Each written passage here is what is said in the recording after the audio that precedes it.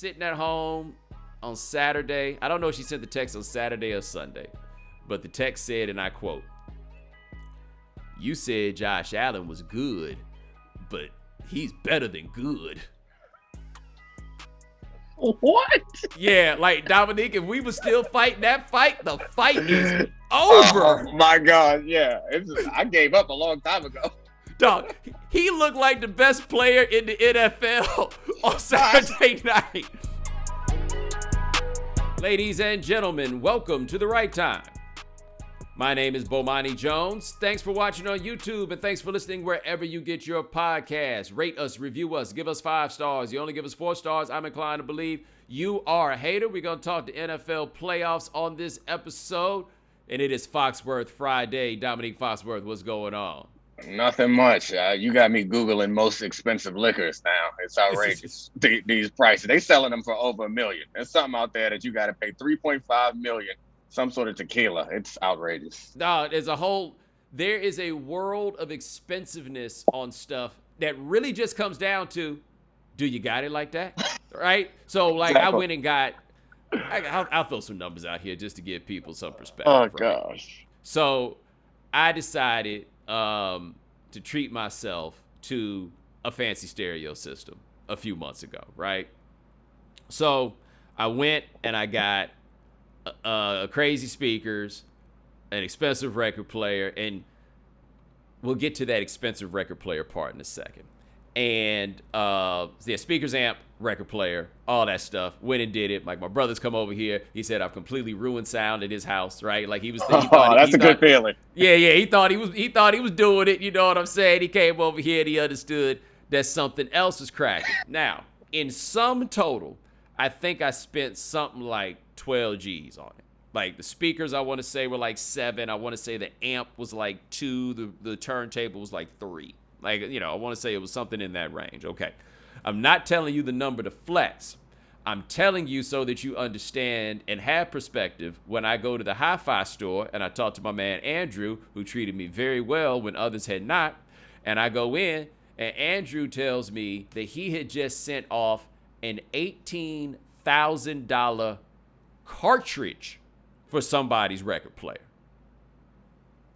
Cartridge. And if you don't know, the cartridge is at the head of the record player. It has the needle. It's what takes the sound out of the record and then sends it to the rest of the system, right? Okay. So you hear me saying I spent 12 G's on the whole system. You're like, damn, this dude put 12 G's on the cartridge. And, like, I don't even know, like, are your ears even good enough to know the difference? You know what I'm saying? And so I asked the dude at the hi-fi store, and I'm like, really, is there a difference? And he was honest with me. He was like, there's a difference. It's not that big a difference. It's just a matter of whether or not you got it. And if you got it in such a way that the difference, like, my thing about renting cars, I used to get the cheapest rental car on the lot. And then I was like, why am I trying to save $25 and I'm sitting here with my knees in my chest? I was going up a hill in a Nissan Versa in 2013. Like, what am I doing? This doesn't make any sense, right? Yeah. And that's what they decisions are about stuff like $18,000 cartridges. So Domonique and I would talk about this place that apparently got, like, liquor you buy about an ounce, and it'll be like 12 G's for an ounce. And we just try to figure out how good that ounce could possibly be. And the answer is, if you got to ask, this ain't for you. You know, like, that's really what it comes down to. And I had to ask, and it wasn't for me. So this podcast is a celebratory place, so you don't have to apologize for talking about numbers. This is a place where the people are happy for you when you get good stuff. Like, I surround myself with people that I don't have to be like, hey, look, I'm sorry, I got to do this, but like, that's not a place where I need to be. I surround myself with people that when I say that I did something nice, they're like, damn, brother, that's good. And that's how I feel about you. You got 10 G's on the system. I can't wait till we beat this COVID and I can come over there and listen to it. You know what's, like, kind of funny though about that is the other day, we had Joel on, and, you know, the weather's been kind of bad up here, and Joel was like, yeah, so, you know, you used to send the pictures from your balcony in Miami and all that. He's like, how you feel now? I was like, I still feel like I make a lot of money. Like, look, man, when you up there freezing and that radiator rattling, that's one thing, right? I wasn't just showing you pictures of the sun. I was showing you pictures of the beach, and it was in my backyard. You know what I'm saying? I ain't got the beach in my backyard right now, but I do got an elevator that open up in my spot. Oh, that's nice. Yeah. I'm jealous. Yeah, let me tell you, it's nice. but the heater in my bedroom ain't working right now. It's one of those situations, right? The story you talking about your brother, like that has to be it's one of the best feelings. And I don't know if it's a man thing or what, because my wife isn't like that. In that when I get stuff or I do something, like half the fun is to impress the people I care about. And like I notice my wife has lots of nice things, but she tends to like try to hide what it is from her friends. She wants them to be like, that looks nice, but she don't want them to be like, let me see where that's from. Whereas I'm kind of like, I want you to see it's nice. I can't wait to show you the tag. I can't wait for all this experience. Like, I want you to be like, damn, that was good. Yeah. And yeah. and if I come over to visit you and I ride, I'm sad that you told me, but I would have liked for you to just tell me, yeah, just come on in.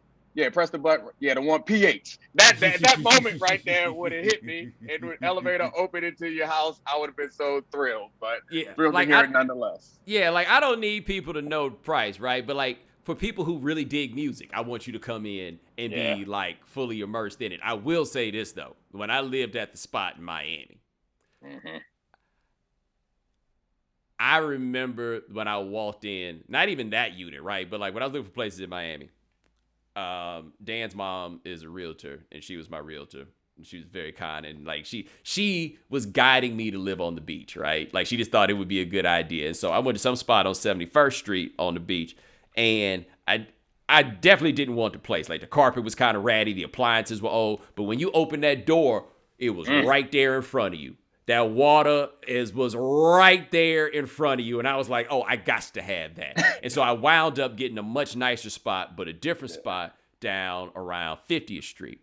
And I would just watch people. Like after a while, I realized what it did to people. And so they would come in and I'd open the door and they would try to play it cool, right? It would be, hey. And I started leaving the balcony door open so they could just walk straight out there. Like it was like a trance.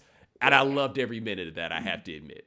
The funny thing is, I'm sure there are like people who hate to hear about this, but like even the like middle class to lower class in America, like the way that we're talking about spending money on a stereo system, like the guy who spent 14 grand on a cartridge is looking down at us. Yes. And the way that most of like our country lives, like is looking down on the rest of the world. Like the idea that you could just go get some fast food and get some clean water. Like there are more people who struggle with those things. Like they looking at us the same way that we looking at Jeff Bezos. Yeah. Now what we are is your homies that came up, right? That's just what it is. And speaking of coming up, just so everybody knows, Friday night, that will be Friday, what's the date? The 21st. January 21st, back on the record with Bob Costas. I believe we air at 11 o'clock on Friday. As you know, I've been a contributor on that show. And on the panel, they need to call that thing the right time, dog. It's going to be Bob with me, Domonique Foxworth, and Howard Bryant. So, like, check that out. It's the right time invasion. Be there. Be square. Etc. You know? Our friends at CarMax have reimagined car buying to deliver a truly flexible shopping experience that puts you in control. Because at CarMax, you have the freedom to shop online and on the lot. And once you find the right car, you can buy online with home delivery in select markets, or choose express pickup at your local CarMax. And CarMax has you covered with a 30-day money-back guarantee up to 1,500 miles. Learn at CarMax.com. CarMax, car buying reimagined. You know? But I want to tell you this about football, Dominique. This was interesting. Right. So I think I've talked about it on here, but as quarantine and all this stuff has hit, the right time has picked up a new listener, my mother. She has been listening.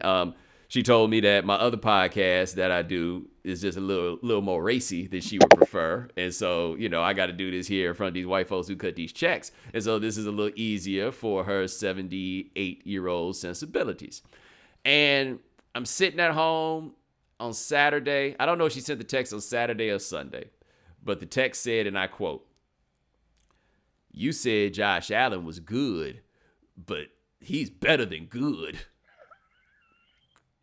What? Yeah, like Dominique, if we were still fighting that fight, the fight is Oh over. my God! Yeah, I gave up a long time ago. Dog, he looked like the best player in the NFL on Saturday night.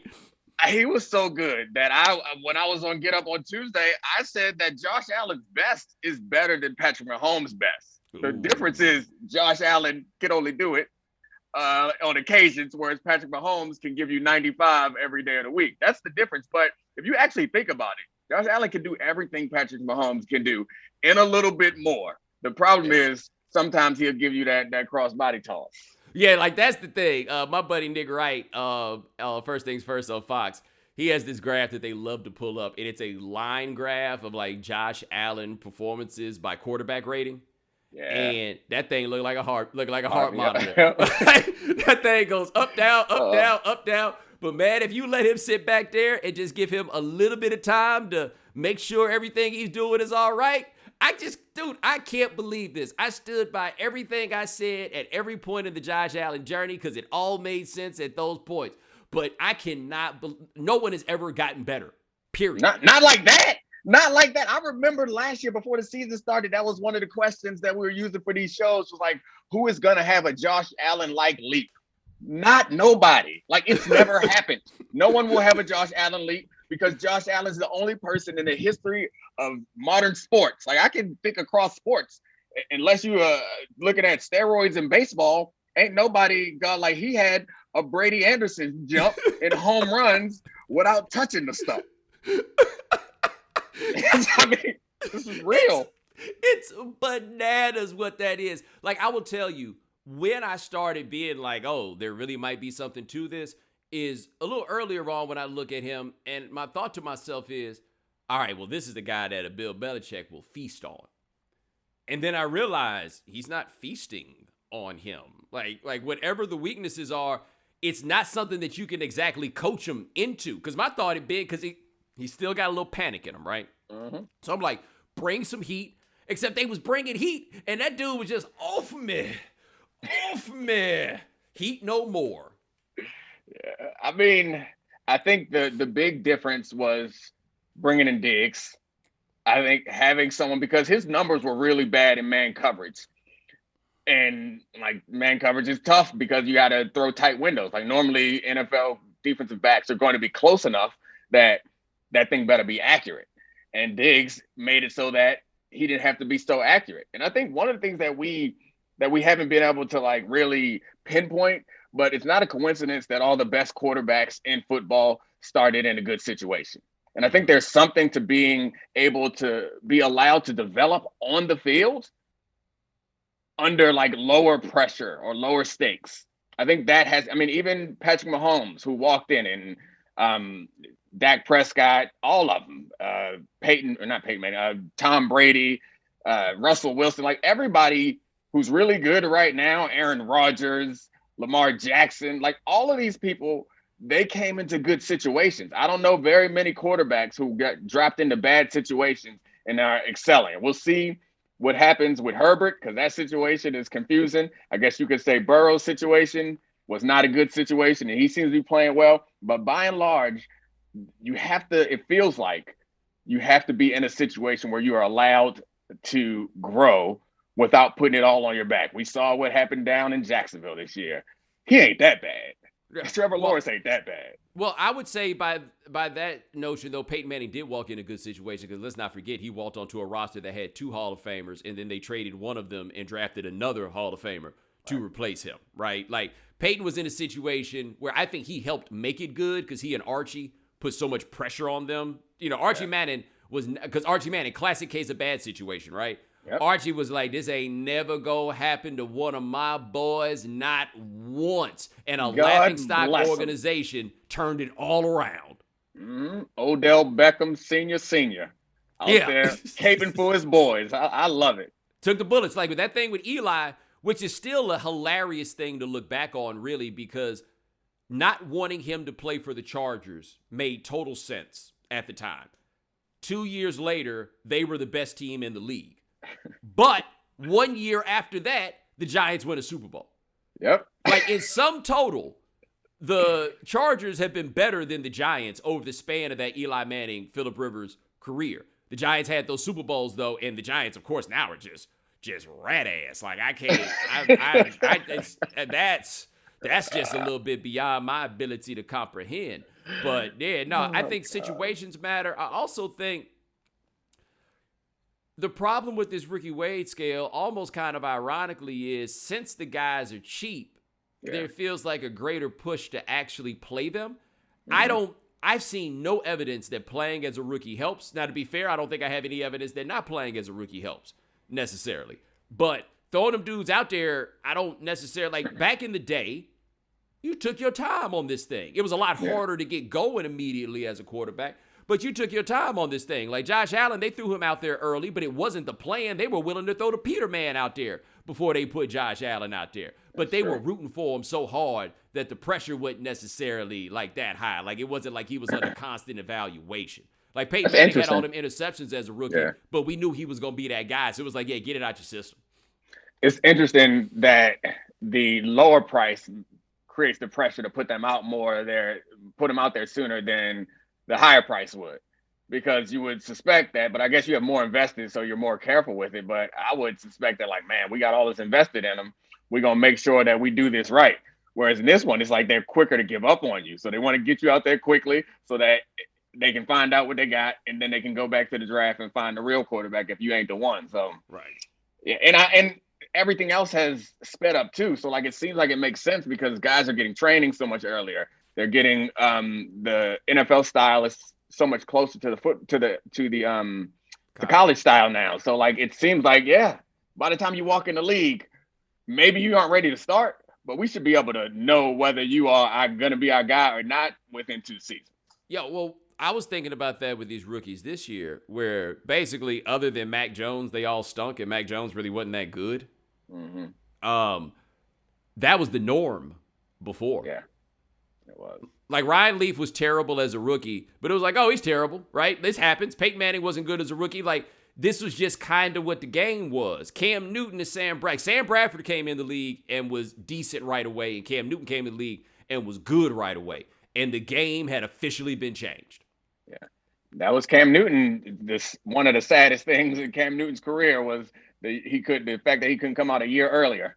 Because Cam Newton was the first one to get that check that was smaller, much smaller than the years before. Boy, that had to hurt. I had forgotten about that because Sam Bradford got 50 guaranteed. Like it would have been interesting that if Cam had been Cam in that year before, would they have taken Sam Bradford over him? Because keep in mind, Cam Newton was only the number 1 pick because Andrew Luck did not come out that year. Right. And to be fair, I'd have taken Andrew Luck number 1 too. Yeah. I think that's reasonable to take Andrew Luck in that spot. It's hard for me to go back and unremember what Sam Bradford was in the NFL and remember how highly touted he was coming out of college. Because right now, I think obviously you go with Cam Newton. And it's easy for me to say, yeah, Andrew Luck, because we saw what Andrew Luck was when he was healthy and when he was playing. But it seems obvious that you go with Cam Newton, but I guess Sam Bradford was out there, Oklahoma, cooking in them baggy sleeves. Yeah, but the other thing about Sam Bradford was, though, he is the first spread quarterback to get that number 1 overall pick, right? Like, I think he kind of helped make it easier for Cam, but also Cam was in the same draft with Jake Locker and Christian Ponder and Blaine Gabbert, and they were trying to convince us that they was the same. You remember that? I remember that Sports Illustrated cover where they had a bunch of faces next to his that didn't deserve to be there. But you know what that cover looked like to me? That cover was the Cam won't sit down with us cover. Yeah. Like when you look at that, that's the stock footage from the combine. It looked like that cover of that Tyrann Mathieu story they did that time when they were trying to go down and get the deets on him but couldn't get anybody to talk to him. And so they just had to put an old Tyrann Mathieu picture in front of a green screen, basically, and figure out a way to make it work. Like, that's my only thing. But they were like, the toughest decision. This conversation ain't hard for nobody. But I remember people pretending like it was hard. I don't remember thinking it was hard. But I mean, you saw what he did at Auburn. Like that was not a team that deserved to be the national champs. outside of Cam Newton being there, and they were. And the same thing happened when he got to Carolina. Yeah. They just got better immediately. You don't win no national champion with pips unless you Cam Newton. It was pips. Everywhere you look, pip here, pip there, pip everywhere. Drag them dudes to a national with a bad coach, right? Like it wasn't like Nick Saban, Cam Newton, and some pips. There wasn't no Barry Gordy there. Coach was the pip. It was all pips. You got a pip, got a pip with the headset on too. He made so many people rich. He made Gus Malzahn rich. He made Gene Chizik rich. I guess he kind of helped make Nick Fairley rich. I don't know. Actually, I think that may have been everybody. I don't think none of the players got rich as a result. Because unfortunately for them, the only way to get rich as a football player is actually being good. or getting in the first round. He got Fairley in the first round, didn't he? Yeah, Fairley. He was good. He was good. Like that was it. But everybody else, you go up and down that roster, you think we exaggerate. It's a bunch of dudes you ain't never heard of. Like that doesn't happen. College football teams that win national championships have a bunch of NFL players on them. Normally, especially now in this day and age. Yeah, like people I don't know how we got here. Yeah, now people think like that Vince Young Texas team was like Vince and the Pips, and that's insane. They had outrageous. Yeah, they were outrageously deep. Like at just about every position, they were outrageously deep. Jamal Charles was the number 3 running back. The number 4 running back was Henry Melton, who became an all-pro defensive end. And yes, he was playing running back at 270 pounds. Lord have mercy. The nickelback on that team won the Thorpe Award the next year, Aaron Ross. Oh, God. He was a first-round pick, too. He was a first-round pick. But to put it in perspective, that secondary on that Texas team had more NFL players than the entire Auburn roster, Cam Newton and Nick Fairley included. Oh, man. I know that, like, the NIL and all that stuff is happening now. I want retroactive NIL or retroactive compensation for certain players. Not NIL, that's outside of it. I want the schools. Like, after, you need to come up off something. Because Auburn has one bright spot in anyone's recent memory, and that was the Cam Newton era. How about this? Texas A&M is doing everything they're doing right now on the back of Johnny Manziel. Sure. Right? Not that he was the only good player on that team, because I think that offense had 5 first-round picks in sum total. Well, Evans, and then they had 3 first-round picks on the offensive line. 3. Ooh. Now, none of them turned out to be that good. Like, Jake Matthews is pretty good, but, like, Jokel was a bust, and Ogbuehi's just an NFL player. But still, 5, and Christian Michael at running back. But all of this is on the back of Johnny Manziel. Like, the relevance of Texas A&M under those circumstances is on the back of Johnny Manziel, period. Like, he should have made $1 zillion, and now they throwing them zillions around in every way they can to be good at football, because you better be good at something if I'm going to be living in College damn Station. I've never been down there. I have no desire, and I don't think I'll ever go down there, but I don't quite get, like, the whole military thing. Nobody does. Okay, yeah, all right. Nobody understands them but themselves. Like that's the thing about A&M. Nobody gets them but them. Well, I guess that works for them. And they know that. They know that. They know that. They know that. But who you got though? You got Bills or the Chiefs? You got the Chiefs. I feel like the Chiefs don't get any credit for being a team that has gone to like back-to-back Super Bowls, has won the division 6 straight times, 3 straight trips to the AFC championship game, and that's going into this one, into these playoffs.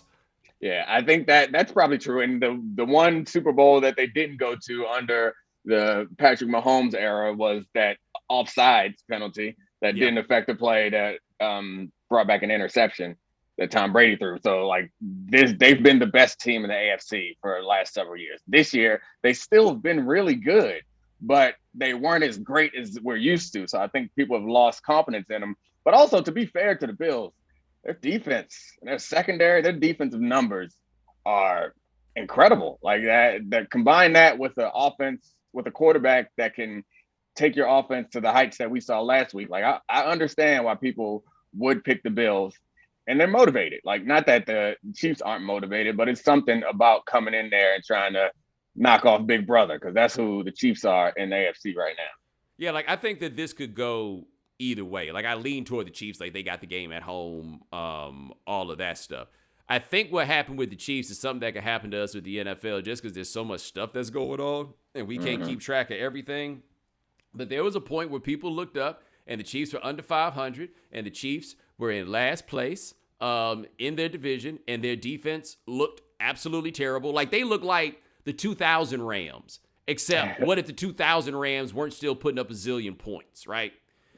And then the Chiefs made a couple changes on defense. They moved Chris Jones inside.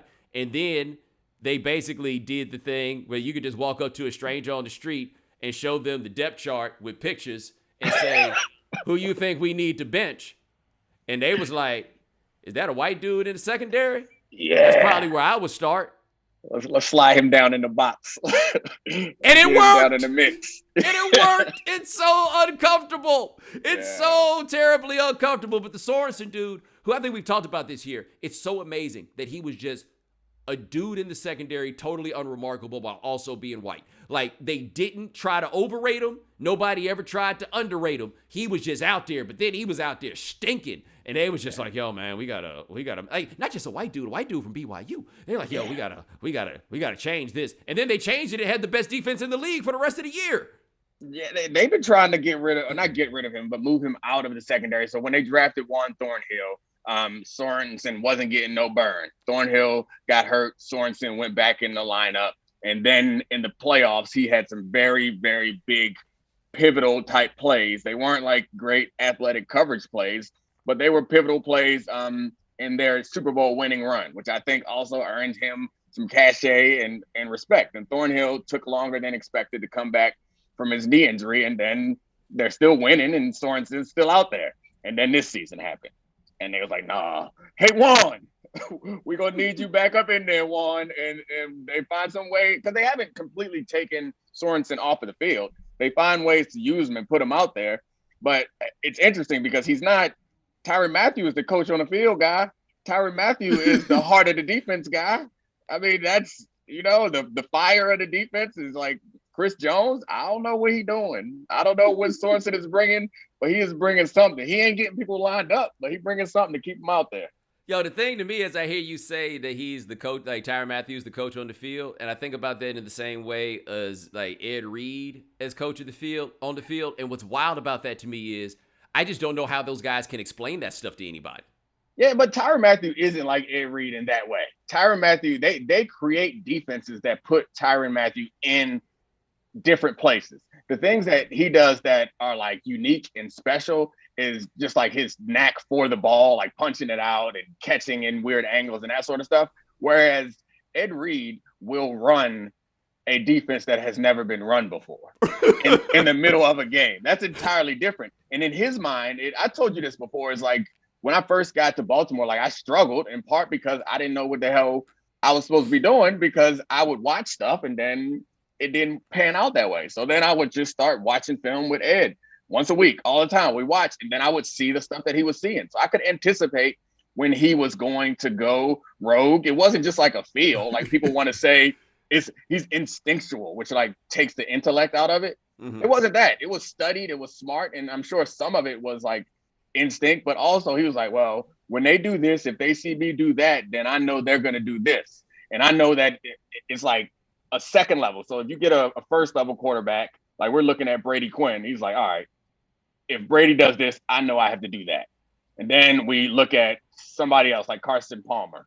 If Carson does this, then I'm going to do that. He's going to see me do that. He's going to do this, so I'm going to do that.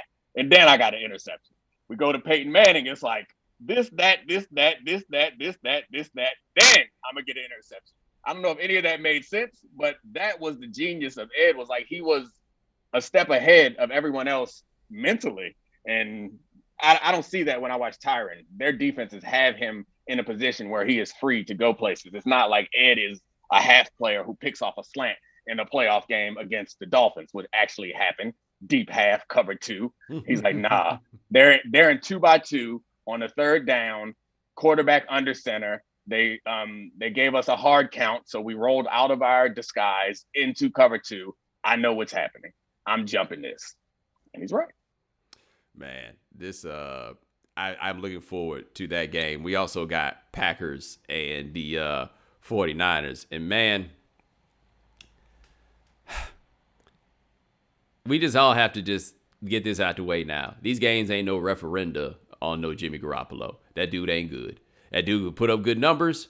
He is not actually good. Like, every time somebody tries to tell you how good Jimmy Garoppolo is, I'm like, you're saying this in spite of what you see. I disagree with you. Really? These games are a referendum on Jimmy Garoppolo. That last week game, he stinks. But that's what I'm saying. I feel like it's settled. Like, I don't feel like there's anything left to discuss. Yeah, I'm sorry. Like, that interception, man. And it's not even the interception. Well, yeah, that was the worst one. But the misses, and us reminiscent of the misses in the Super Bowl that cost them the game. Like, he could have put them away if he hit a wide open Brandon Ayuk on a play that I predicted on this podcast a week ago. He ran the exact play. I told y'all that the Shanahans love to run in these situations, and Jimmy couldn't connect on it. And that's like, I honestly, I think that probably burns offensive-minded coach more than even the turnovers. It's like, man, I did that. That's what I was about to say. Do you see what I did? Yeah. All you got to do is don't blow it. And you blew it again. Like, that guy must drive Kyle Shanahan crazy, man. Dude, and the thing with Garoppolo is you'll go back and look at the stats, and his completion percentage will be sky high. It's just he does not throw run-of-the-mill incompletions. Every day incompletions. When he doesn't complete the pass, it's a disaster. Something has gone colossally wrong, or he has closed his eyes before he has thrown the ball. And I get, gonna be that guy for a second. What guy? That guy. But a guy that you can relate to. I think that the average person can relate to the idea and hope every day themselves to perform above the level of their own mediocrity. And if they perform over their level of mediocrity, then they themselves are not mediocre. And so you see Jimmy Garoppolo, who is obviously mediocre, but can put up results that are greater than mediocre, and as you would wish to be treated as better than mediocre in spite of your mediocrity, they pay it forward to Jimmy Garoppolo. Because it's like, well, Kirk Cousins is kind of in the same place where you know, and he's gotten better. He's gotten much better. But he's still Kirk Cousins. And so you can look at the numbers and everything else, but you know what sorry look like. And Kirk Cousins at his worst is sorry. Jimmy Garoppolo goes to sorry places. Like, even when Mahomes or Lamar Jackson are playing badly, they don't look sorry. It's like, yo, what are you doing? But they don't look sorry. Josh Allen, unfortunately, when it goes bad for him, he can look sorry, but he looks so good the rest of the time that it's like, okay, we'll let this slide. But Garoppolo, he be doing things, you be like, yo, man, he's sorry. Yeah, I mean, I think it's a lot like Baker Mayfield in that if you're going to give me the low lows, sometimes you got to give me the Josh Allen highs too. And those guys, it's like they can give you mediocre pretty regularly, and then they can give you deep troughs, and they can give you slight peaks. Mm-hmm. And that's not a trade-off that I'm interested in having. That's a losing ordeal. And then at the end of the day, it all kind of balances itself out to be like around slightly above average. And you feel okay about that. And the scary part is you can win like that. Like, you can win like that, but it don't feel good. I just imagine what Kyle Shanahan must say to his wife or say about Jimmy in private moments, because it just reminds me of like putting together a puzzle with my 5-year-old. Like, I done did all this. It's like 5 pieces left, and they obvious pieces too. Just put them in the right spot. Just go ahead and put them in the right spot. Like, I done did it. and then it's even more accurate because, and then once we finally get it all done, and we happen to get this playoff win, aka put the puzzle together, and someone else walks in the room, they say, "Wow, Emmy, you did such a great job." And that's what we doing to Jimmy. "Wow, Jimmy, you did such a great job." And Kyle's sitting at home like, if y'all you see all of this that I had to do? Man, I don't know. Let me look this up now. I don't know what the weather looking like in Green Bay for game day. I honestly don't even know 17 what. degrees, I think. It's an I don't 8 even p.m. know. game. It's an 8 p.m. game. What day they play it?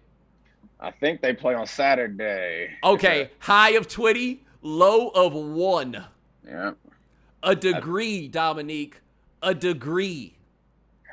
16-mile-an-hour winds. 16-mile-an-hour winds. Okay. All I'm saying is 49ers might run the wishbone. We have seen, because one thing we have seen is that if Kyle Shanahan absolutely has to just not throw the ball no more, he will stop throwing the ball, right? Like if he does not have trust in Garoppolo, he will just stop throwing the ball.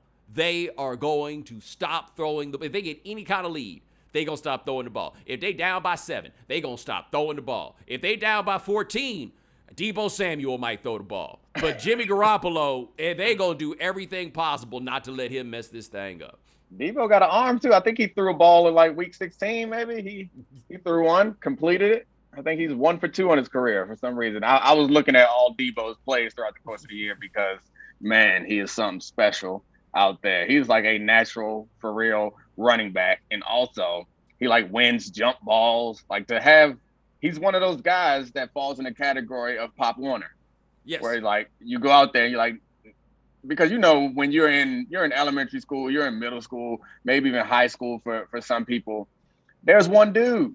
He that dude. He the best baseball player. He's the best pitcher. He's the best hitter. He's the best quarterback. He's the best running back. He's the best linebacker. He hoop better than all of y'all. And it feels like Deebo is that dude, where it's like he just better than everybody and everything. Odell Beckham's another guy that's just like, nah. He probably a better quarterback than Baker Mayfield if he put his mind to it. What if Cordell Patterson had come in the league like 6 years later? Oh.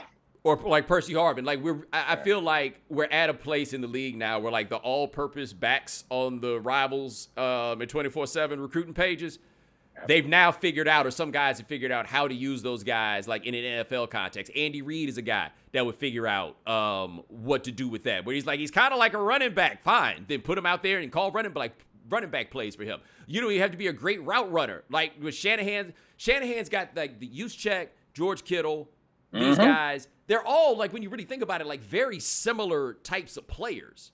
Yep. What they do that's really interesting and difficult for a defense is they have everybody on the offense.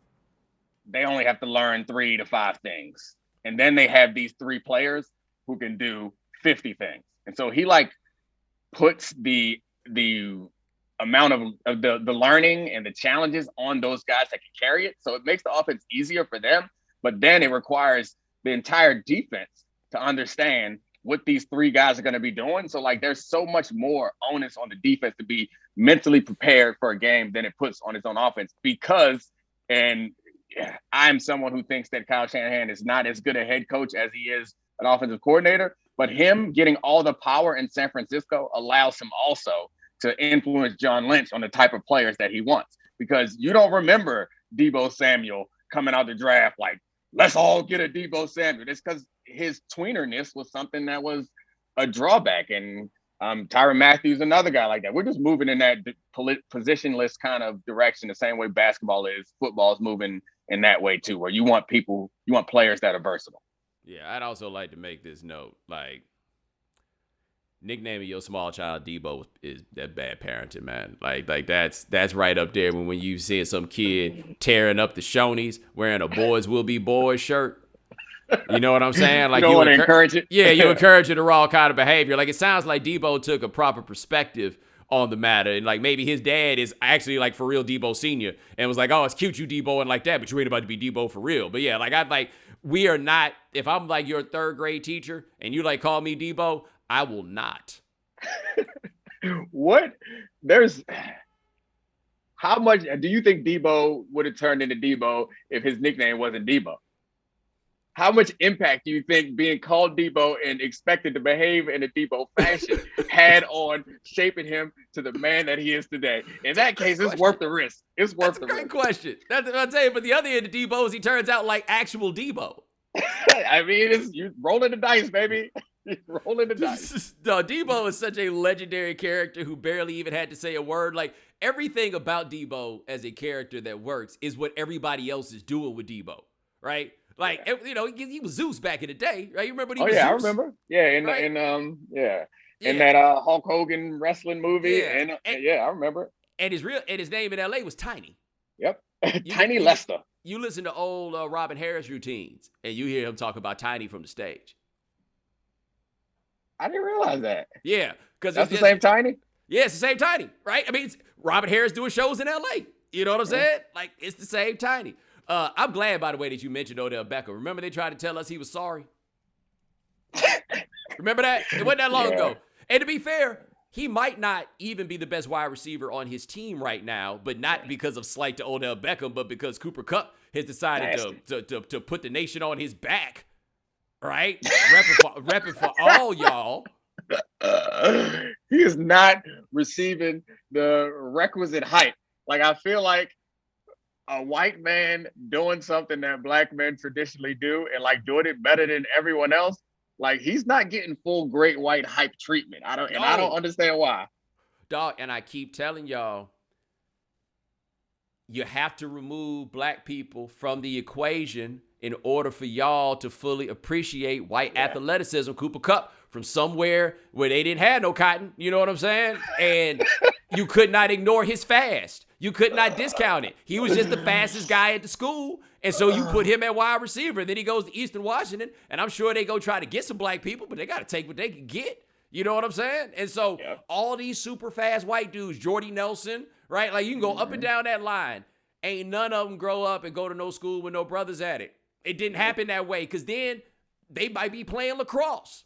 Yeah, these are not from agricultural places. They could not grow no sugar cane, no cotton. Or they just couldn't take us that far. You know, but like even Don Beebe went to North Dakota State or something like that. Like, I'm just saying it. So Cooper Kupp is in LA. They're gonna make a movie about him. Yeah, but Odell, what you said about Odell, I've said this for the longest. I'm fascinated by Odell. Like, he ain't even really my type of dude because I'm of a different generation in every way I can possibly think of. But I recognize very early about him, he's good at everything, and that scares the hell out of people. They do not know what to do with the fact that he is good at everything. When I saw him throw that pass, I was like, I don't even know if he played quarterback in high school. He's just good at throwing the football. Yeah. Tim DeWhite from Iowa City.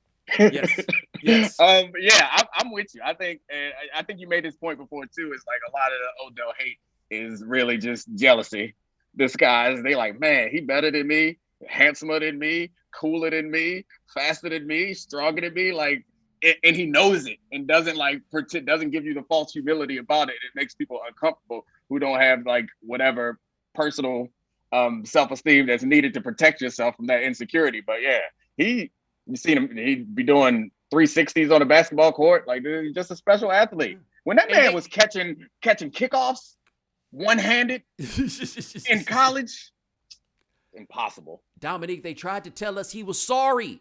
Yeah, they did. They just like a month and a half ago tried to tell us that Odell Beckham was sorry. That speaks to the interconnectedness of like sports stats, because there were numbers out there that people were pulling that were legitimate numbers, that like the offense changed when he was on the field and when he was off the field. And that might make you believe that he was bad for the offense. That's not true. He was fine. The guy who was hurting the offense was not the most talented dude on their team, or second most talented. I'm sorry. My apologies to Myles Garrett. Oh, okay. I was about to say, that's the Browns. Dude, the Browns got dudes and they still can't get good. So many dudes. Jeremiah Owusu-Koramoah was my favorite linebacker coming out of the draft this year. Micah Parsons is better than him, but just as we were talking about the versatility that you have to have in modern football, like, he was somebody that I felt was good enough, athletic enough to cover a slot receiver from time to time, and physical enough to make plays in a run game. And they got him. he's outstanding to add to a bunch of other, like John Johnson, maybe the best safety in the league, Denzel Ward, a top 10 corner in the league.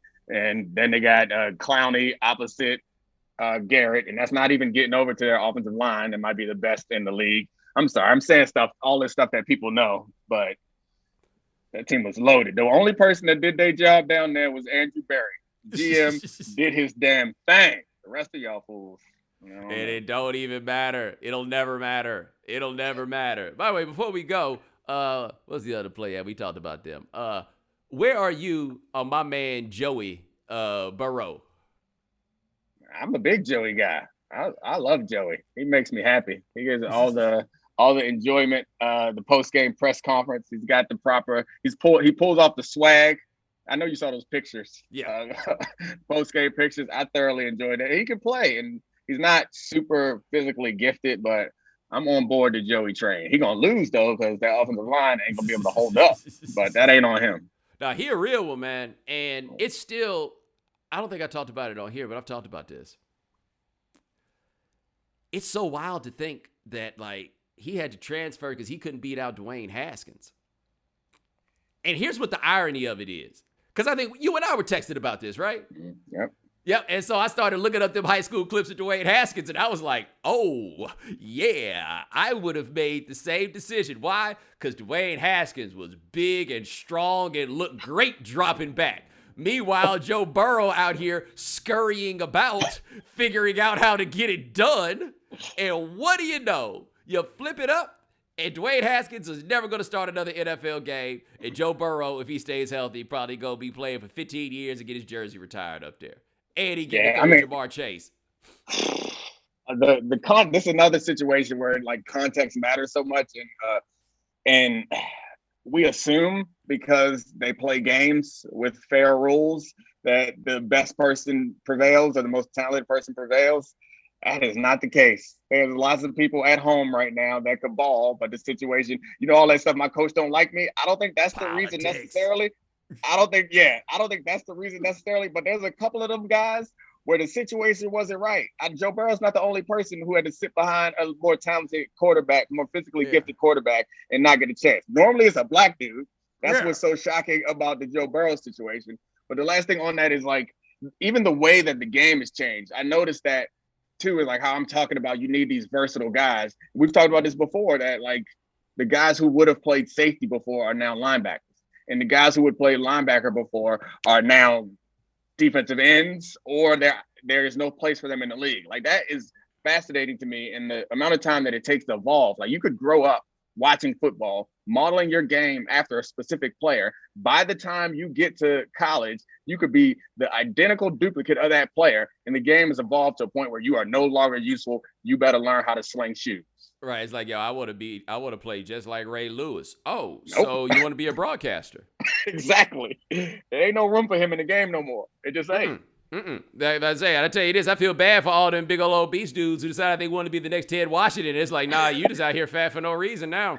Yeah. Gilbert Brown is not in the league. Like, if you're going to be big, you better be Vita Vea, who is incredibly athletic. Like, I didn't realize this. That dude, Jordan Davis, only played 25% of the snaps at Georgia.